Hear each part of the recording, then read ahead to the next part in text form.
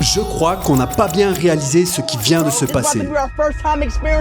Un youtubeur américain de 20 ans, hyperactif, bruyant, imprévisible, vient peut-être de faire plus pour l'image de la Chine que n'importe quel diplomate ou politicien sur ces 10 dernières années. iShowSpeed, aka Darren Watkins Jr., c'est 41 millions d'abonnés sur TikTok, 38 millions d'abonnés sur YouTube, et là, il est parti en Chine. Il a tout filmé, il a tout partagé, il l'a fait sans filtre, sans charger de com derrière lui, juste en partageant tel quel ce qu'il vivait. Pendant que les politiques parlent de tensions, de guerre commerciale, d'espionnage industriel, lui, il va manger tranquille des nouilles dans la rue, il va crier en découvrant un train à grande vitesse et il se fait exploser au ping-pong par Jackson Wang, une star de K-pop. Et le plus fou, c'est que ça fonctionne, mais genre de malade. Mais le plus intéressant pour moi se trouve dans les commentaires. Mais la Chine, c'est comme ça en vrai? Je veux y aller. C'est pas ce qu'on m'avait raconté. En fait, on nous a menti sur la Chine. Ça donne envie d'y aller. Speed est devenu sans le vouloir un pont culturel entre la Chine et le reste du monde. Il a vraiment rendu la Chine accessible, drôle, vivante, humaine. Il a juste vécu des choses, il s'est émerveillé, il a rigolé